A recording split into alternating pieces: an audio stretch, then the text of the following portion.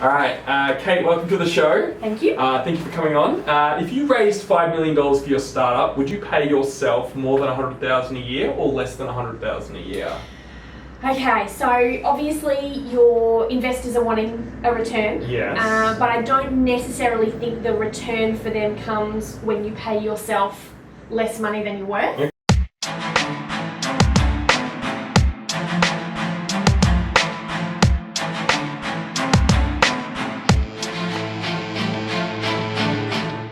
I guess I would be looking at, for me and for your employees at the startup stage, to be based on a tranche level.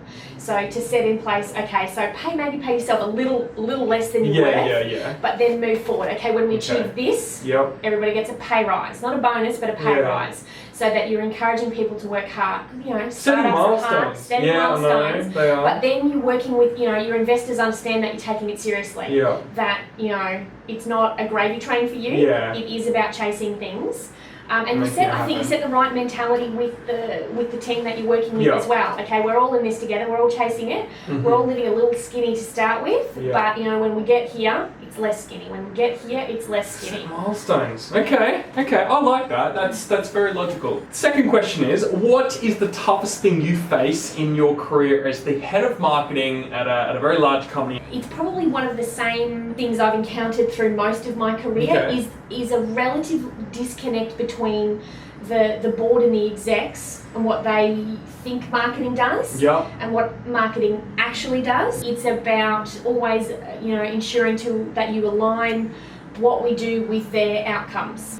Marketers have a reputation, bless us, of working with glitter and making everything pretty. That's exactly right. But in this day and age, so much marketing is about return on investment, and we're the ones who control the data and the CPA and all of that sort of thing. So we actually are, I think, a really core cog of the whole business. Absolutely. And I think there continues to be a level of disconnect between what they think we do, which is make things look pretty with glitter, and what we actually do, which is, dear God, we drive inquiries and revenue. Exactly. Paying you. Yes. So less and less we are a cost centre, and more we should be seen as a revenue centre. Wow. Key takeaway. What's the dumbest thing you're seeing in your industry as a whole right now? Going back to, I guess, my previous point, you can't call anything dumb because you're not going to get any traction. Yeah. So the thing I would most like to change in our industry is marketers understanding their data. Right. And it blows my mind. Like, I was reading... So the weakest point. Yeah. This is the weakest link in the market. Yeah. Absolutely. It blows my mind that only 17% of... in the Experience Global Marketers Survey, only 17% of marketing managers nominated, data use as a priority for them this year. We've got 30%. That's where it all comes from. Correct. We've got 30% of massive companies in the world who, and this is a Marketo survey, who still don't ask for people's email addresses. And what? Yeah. So I think we need to collect it, but then we don't just need to collect it, we need to do stuff with it. We need to be really intelligent in the way we use data, and I think that's the dumbest thing, is that people are more willing to give. If you don't ask, you don't get. So it's as simple as, at a point of sale system in a retail chain, asking for someone's email address and then building out a journey and building out a profile for that customer. Once you've got the data, tracking it against purchases and all of those sorts of things, so you can hit them with the right product at the right time. Relevancy, I think we've got this. Why aren't we using it? Come on. Okay.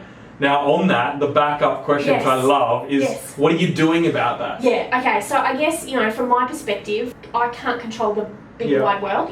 Certainly I have been blogging about the use of data and journeys and how we get more out of it. But for me, it's about looking at the team I work with. So we had, only today we had a presentation around a campaign, and we started with the numbers. What have we got and what do they mean? not just how many leads are in the system. What's the profile of the leads? So it's making sure that everybody from the graphic designer to the copywriter understands the link with the data, because it's no longer just enough. Don't get me wrong, I still go with my my gut and my intuition. Hello. Yes. But for me, it's the data backs it up or tells me that I'm smoking something. Okay. So and it's working with everybody in that organisation, in my team, to say, okay, we start with the data. What have we got? What's it telling us? I do again an exercise with them that it's putting a stake in the ground.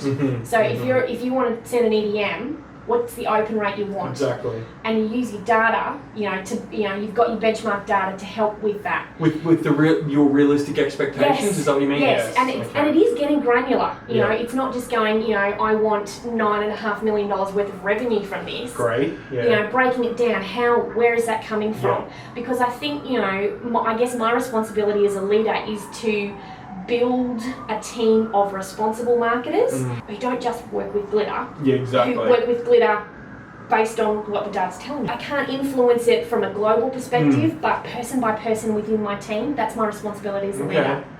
Very good. Very smart. I like that. Told you. Number 4, what are you doing day to day, or what are you not doing that you should be doing more of? Yeah, and I think, for me, it is actually leaving the business behind. Okay. Just going, at the end of the day, coming home and focusing more on stuff outside work. Yeah, life. Life, correct. So for me, it really is, and it's easy, it's the start of the year, so you have a different mindset. I've had a holiday, have a different mindset. So it's being very conscious and mindful about where I spend my time outside work. Particularly as the leader of a large team, it's important that you have something in the well to give to them. Yeah, okay. And if I don't look after myself in my life, I'm not actually going to do the right thing by my team or the business or myself. Because you'll just be stressed. Yes. Not a pleasant person to be around. But the plus side, rugby season's starting soon, so bring it on. I love it. Number 5, the final question. Now is your time to humble brag. What's something that you're proud of that you have done lately? Yeah. The concept of humble bragging is just bizarre. Okay. What the hell is that? It's where you brag, but you've got a self-awareness of the fact that you're bragging.